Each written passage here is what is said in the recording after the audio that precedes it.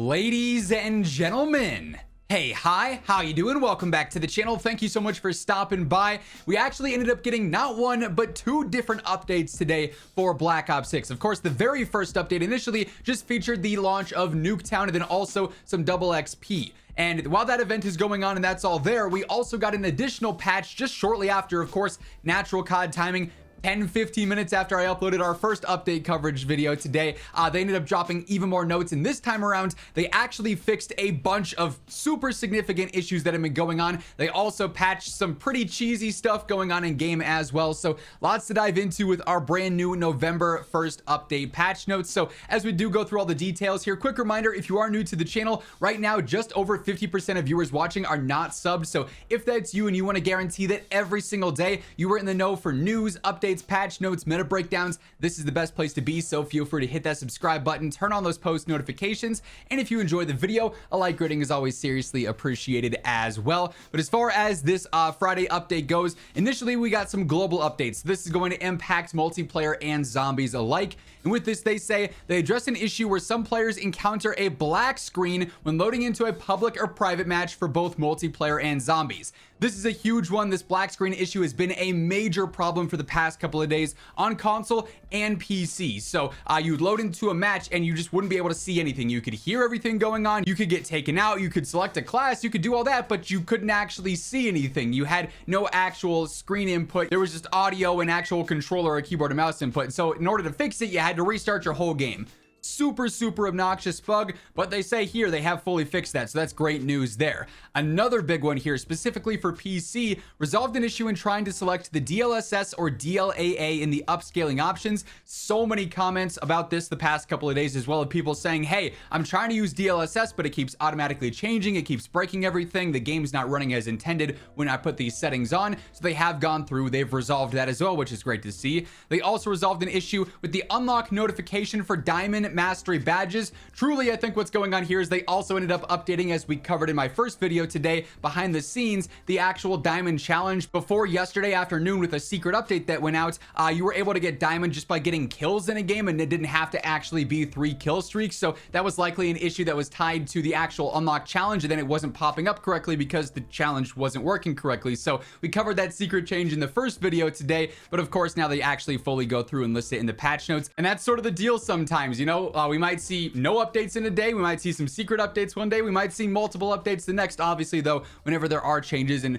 you know, breaking news and stuff like this, I'll always have you guys covered with the info. But then we get into some of the multiplayer specific updates here. So initially they completely removed Lowtown from the infected map pool, so if you weren't a fan of Lowtown, you don't have to play that in infected anymore, right?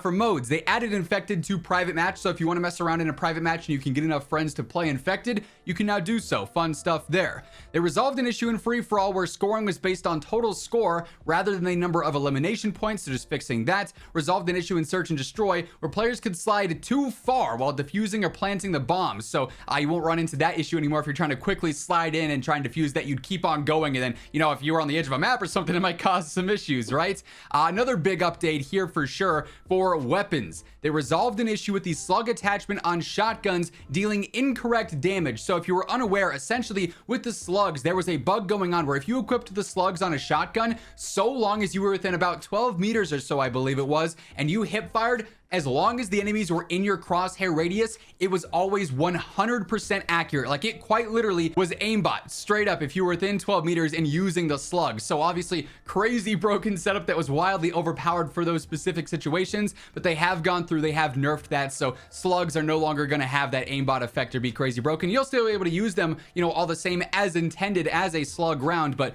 no more crazy accuracy there. They also fixed an issue where challenges requiring dive kills were not awarded properly. And then we also got several different stability updates here too. So with this, they resolved an issue with stability when using the UAV, where that would cause some frame stutters and some hitches. An issue with stability in infected when you'd start to see medals pop up on your screen. And then also an issue with stability when using the vigilance perk as well. So just some small specific stability updates there. We also saw several zombies updates, and there's some big ones going on here too. So they did close an exploit that allowed players to reactivate timed gobblegums. Obviously, you're not supposed to get those over and over again, so they've resolved that. Special and elite killed by score streaks are no longer going to drop items, so just straight up a gameplay change there. The biggest one probably out of all these patch notes for zombies on Terminus, they closed an exploit that allowed players to block zombie pathing with the tactical raft. So no longer can you go through and set up the boats and block paths, so you can just get instant headshots forever and always and not have to worry about the zombies attacking you. There's no more cheese for that. I know a ton of players have been using that to get camos and XP the past couple of days. If you used it, you got the advantage of it, but you're not going to be able to cheese that anymore. I would not be surprised though if in the next half hour we see other XP methods and other farm methods like that, just in a different part of the map or something, right?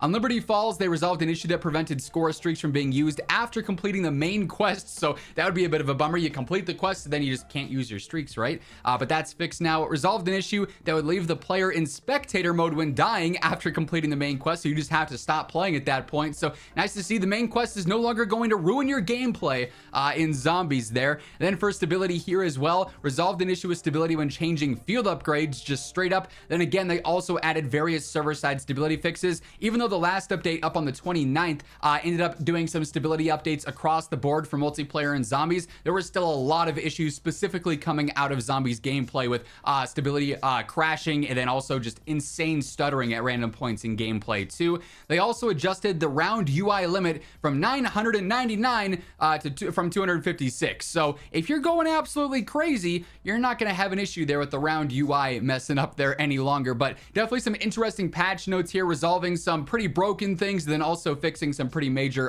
bugs and glitches. We do have a few other updates that are inbound that we'll talk about here just momentarily, but just a heads up, little post edit Zach here. As I was in the midst of recording this, COD Updates did end up posting another new issue that's actually a result of this new Nuketown update and everything going on. Some players may encounter a loading message of the day screen where you get stuck when you're first booting up the game, and the temporary workaround is just restart your application until it works, basically is what they're saying. But they are looking into that. By the time this video ends up getting posted, this may be fixed already. If it is, I'll be sure to leave an updated pinned comment down below. And then just a reminder, even though we did see patch notes today, that's definitely not all the things they're going to be updated here shortly either. They do still have the Trello board that's got a bunch of things going on it still that we did not see mentioned in those patch notes. So other things that they're currently investigating and getting updated here. They also have a new notice that Nuketown is currently unavailable in private matches at the time that I'm recording this video, which means that eventually Nuketown will be added into private matches, so we can play that there, mess around, go for like the mannequin challenges and stuff there for any potential Easter eggs going on. But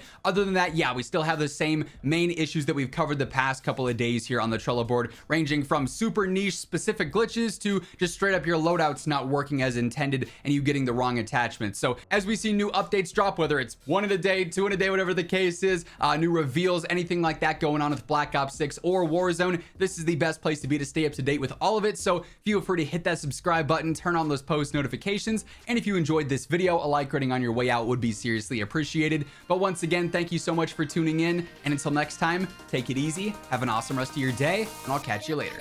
Peace out.